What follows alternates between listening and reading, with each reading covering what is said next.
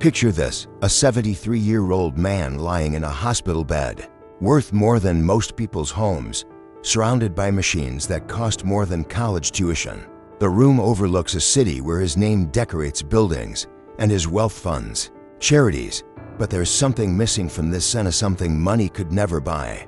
No gentle hand holding his, no familiar voice whispering comfort, no eyes filled with tears of love looking back at him. Just the cold hum of expensive equipment and the echo of a life lived in magnificent isolation. The nurses knew his net worth, but nobody knew his middle name.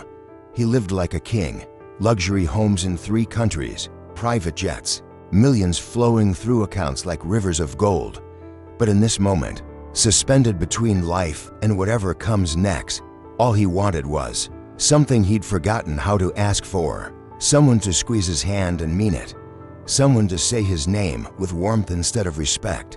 Someone to cry not for his empire, but for him. If this story moves you, don't let it end here. Let it touch someone else before it's too late. Because somewhere, someone you know might be building their own beautiful prison, one success at a time. At 19, standing in his father's worn-out shoes at the factory funeral, he made a promise that would shape every decision for the next 5 decades. "I will never be poor again," he whispered to himself, watching his mother count coins for groceries. That young man had fire in his eyes and hunger in his belly, the kind that makes millionaires and breaks hearts. He threw himself into work, like a man possessed, 16-hour days bleeding into 16-hour nights. Every rejection became fuel, every small victory a step toward the mountain he was determined to climb. But mountains are cold places, and the higher you go, the harder it becomes to hear the voices calling from below. He celebrated each milestone alone: his first 1,000, his first 100,000, his first million. Champagne tasted flat without someone to share the moment, but he convinced himself that success was its own companion. Restaurant tables set for one became his throne rooms. Empty penthouses became his kingdoms. He told himself that loneliness was the price of greatness, that solitude was strength. But late at night, when the city went quiet and the deals were done, he'd catch himself listening for footsteps that never came, waiting for phone calls that never rang. The young man who swore he'd never be poor again had become rich in everything except the currency that matters most. Sarah was 24 when she married him. Bright-eyed and believing in the future they'd build together, she waited through missed dinners, canceled vacations, and birthdays celebrated a week late with expensive jewelry that felt more like apologies than gifts. "Just one more deal" became his favorite phrase, as familiar as "I love you" should have been. She learned to eat alone, to attend school plays by herself, to explain to their children why Daddy couldn't come to the game again. For 15 years, she held the family together like a single parent married to a ghost who paid the bills, but never came home to live. The children grew up knowing their father's voice better through voicemails than conversations. Christmas mornings became performances where expensive gifts tried to substitute for presents, where "thank you, Dad" sounded more like politeness than joy. Sarah finally stopped setting a place for him at dinner. The kids stopped asking when he'd be home. And one October evening, when he walked through the door expecting the usual quiet house, he found packed boxes and a note that read, "We can't wait for you anymore. We've forgotten what it feels like to be a family." The echo of the closing door was the loudest sound that house had ever heard. By 50, his name blazed across the city skyline in gold letters and neon lights. The Richardson Foundation, Richardson Tower, Richardson Medical Center. Strangers knew his story, the boy from the wrong side of town who built an empire from nothing. Business magazines called him visionary. Universities gave him honorary degrees. Politicians sought his endorsement. His signature on a check could change lives, fund dreams, build futures. But the name that appeared on headlines and charity galas was never whispered with tenderness, never called out in joy across a crowded room, never used in bedtime stories or family prayers. He attended galas where hundreds of people knew his net worth, but nobody knew he was afraid of thunderstorms. Rooms full of acquaintances who could recite his business achievements, but had never heard him laugh, really laugh, the kind that comes from deep in the chest and lights up your eyes. He became famous among strangers and forgotten by the people who once mattered most. His children introduced him to their friends as my father with the same tone. They might use for my landlord. Success had made him a household name in 1,000 households except the one that should have been his home. The call came at 2:47 a.m. on a Tuesday. Security found him unconscious in his private elevator, slumped against the mahogany paneling like a broken marionette. His heart, tired from carrying the weight of an empire alone, had finally stuttered and stopped. The paramedics who carried him out didn't know they were touching the hands that had signed billion-dollar deals, the body that had conquered boardrooms across 3 continents. They just saw what he'd become, an elderly man who'd collapsed alone, wearing a $1,000 suit that couldn't keep his spirit warmed out in the hospital. Nurses bustled around his bedside, efficient and professional.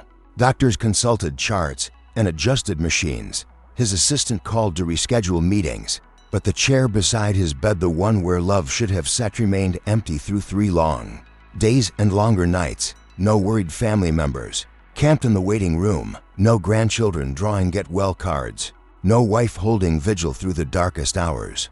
Just the rhythm of machines keeping time with a heart that was learning. Too late, the difference between existing and living. When he woke up alone, the silence was more frightening than the heart attack had been. Recovery brought clarity sharper than any business deal he'd ever negotiated. Sitting in his hospital bed, watching nurses who cared for him because it was their job, he understood what he'd lost and why it mattered. His fingers trembled not from weakness, but from fear as he dialed his son's number from memory. The phone rang 4 times before voicemail clicked on. "You've reached Michael. Leave a message." His voice cracked as he tried to compress 40 years of mistakes into 30 seconds. "Son, it's Dad. I know I was wrong. I know I missed everything that mattered. I'm sorry. Please call me back." The flowers he sent to his daughter cost more than her monthly salary, arranged by a florist who'd never met either of them. Refused delivery. Came the text from the flower shop. He tried letters, written in his own hand for the first time in decades, returned unopened. He hired a private investigator just to learn where his grandchildren went to school, not to approach them, but to know where his legacy was growing up without him. That night, alone in his penthouse overlooking a city he'd helped build, he cried for the first time since his father's funeral. The tears fell on Italian marble floors worth more than most people's homes, but they couldn't wash away the emptiness that no amount of money could fill. 6 months later, it happened in the place he'd called home, but had never been a sanctuary. The master bedroom of his penthouse, overlooking the city that bore his name, became the stage for his final act. Egyptian cotton sheets worth more than a car cushioned his departure.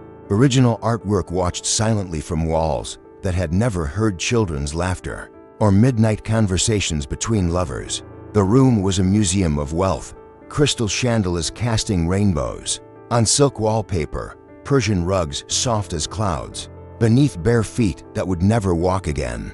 But museums are places where beautiful things go to be admired by strangers, not lived in by families. He passed quietly, like a whisper in an empty cathedral. The housekeeper found him the next morning, peaceful but alone, his final breath taken in solitude as complete as his life had become. The funeral home he'd prepaid 20 years earlier carried out arrangements more elaborate than royal ceremonies. The casket was mahogany lined with gold. The flowers filled 3 rooms. The obituary ran on the front page of the business section, but the pews sat empty except for employees who came because they felt they should, business associates who attended out of professional courtesy, and strangers who'd read about him in the papers. The eulogy was delivered by a pastor who'd met him twice, speaking about achievements and donations rather than the man who'd lived behind them today. His portrait hangs in a marble-walled room that bears his name, where even the cleaning staff hurries past without looking up. The foundation he built continues to help strangers while the people who should have known him best live their lives in other cities, other worlds, carrying his DNA but not his memory. His wealth was distributed according to legal documents drafted by lawyers who billed by the hour, dividing an empire among heirs who inherited everything except the relationship that might have made it meaningful. The buildings that bear his name will stand for decades. Monuments to a man who mastered business, but failed at the most basic human transaction, love. If this story has touched something in you, don't let it end as just another tale of wealth and woe. Look around your own life at the relationships you've been meaning to nurture, the calls you've been meaning to make, the forgiveness you've been meaning to offer. Share this story with someone who might need the reminder before their own mountains of success become too tall to climb down from. Because in the end, when the machines stop humming and the final breath is drawn, what matters isn't what you built, but who you built it with. The richest man is not the one who dies with the most money, but the one who dies surrounded by the most love.